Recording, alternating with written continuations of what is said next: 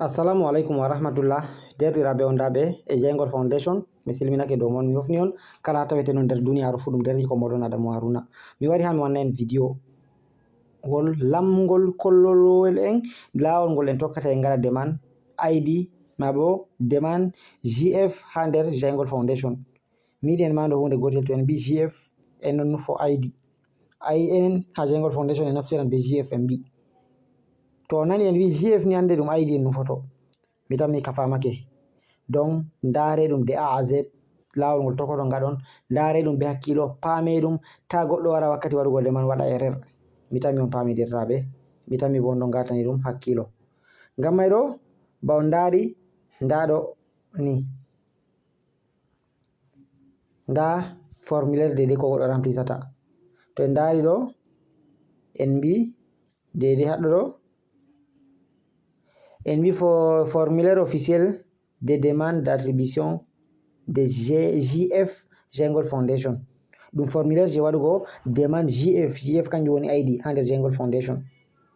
E ɓawo ɗon en lori en bi haɗɗo ɗo les 10 informations personnelles ci-dessus sont obligatoires. Information ji sappo ɗi Jaingol Foundation ƴami on les ɗo kanji sappo ɗo ɗiɗo obligatoire, dole on goto nder meɗen fu sai waɗa ɗi. To a diwi a waɗai gotel nder maji ni a waɗi deman maɗa cikayi, Jaingol Foundation ɗo rejeta dede dossier maɗa je a waɗi, sai a loro a fuɗita goɗɗum kesum. Mi tan mi en fami information ji mai ɗo ɗume be ɗume. En puɗɗa numéro 1 nom maɗa, nem inde maɗa je windi dow carte d'identité maɗa. Numéro 2 prénom maɗa je windi ha dow carte d'identité. Numéro 3 date de naissance maɗa. A dañama le quantième mois 2000 quantième ko 1900 combien, voilà winda. Numéro 4 pays de résidence maɗa, pays maɗa ha joɗi. To Gabon a woni ma winda Gabon, to Cameroun ma Cameroun, to Nigeria ma Nigeria, to Centrafrique ma Centrafrique, to Chad ma Chad, to Sénégal ma Sénégal, to France, to Amérique, to n'importe kala pays je gonna fu a winda. Ɓawo ɗon numéro 5 a winda ville de résidence, wuro ngo a woni. Aɗo Yaoundé na, aɗo Douala na, aɗo Bangante na, aɗo Ngaoundéré na, aɗo Garwa na, aɗo Marwa na, aɗo Bafoussam na, aɗo Bamenda na, aɗo Ebolofa na, aɗo Buya na, malla aɗo Bangui, malla aɗo Njamé na, malla aɗo Kinshasa, malla aɗo Bagno, malla aɗo Mayo Darlé, malla aɗo to wuro non ko ɗum goye wuro ni ville je a woni fu a winda ville maɗa. Et après a winda numéro téléphone maɗa, a winda numéro téléphone maɗa. Numéro 6, numéro 7 a winda adresse mail maɗa. Numéro 8 a winda a yaha copio adresse de réception tron maɗa, adresse TRX maɗa. A wara a yerba ngam ɗon nyande Jaingol Foundation resifi ko resifata fu ha partageanta yimɓe fu ton tan mi yerbango ma dede je maɗa.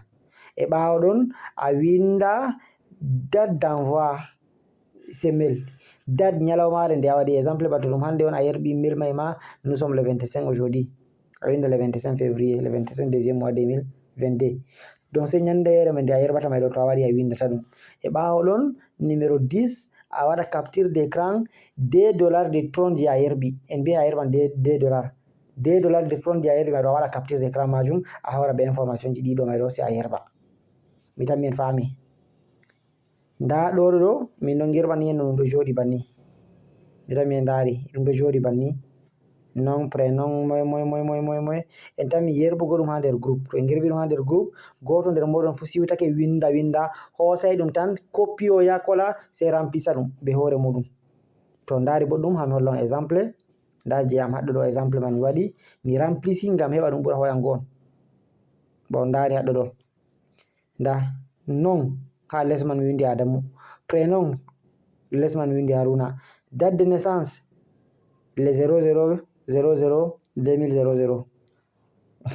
mi tan mi on fami ko 1900 ko, donc mi winda date de naissance am haɗɗo ɗo, mi tan mi on ndari exemple on wandi an bo a winda date de naissance maɗa, ɓayi a winda to ɗum le 12 8e mois ko 10e mois 1982 ko 1985 ko 1997 ko 2000 fu a winda.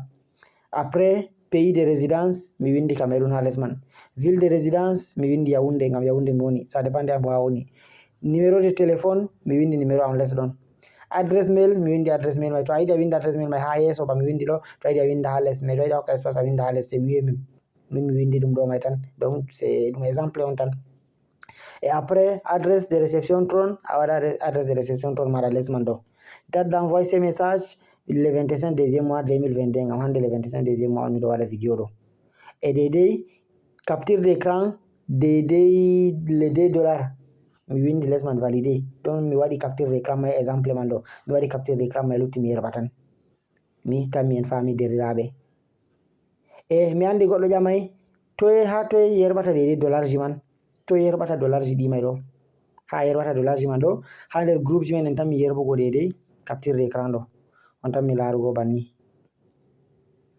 Capture d'écran ɗo ma ɗum scanner code QR je adresse je wallet Jaingol Foundation, ɗum je wallet Jaingol Foundation mi tammi on pami.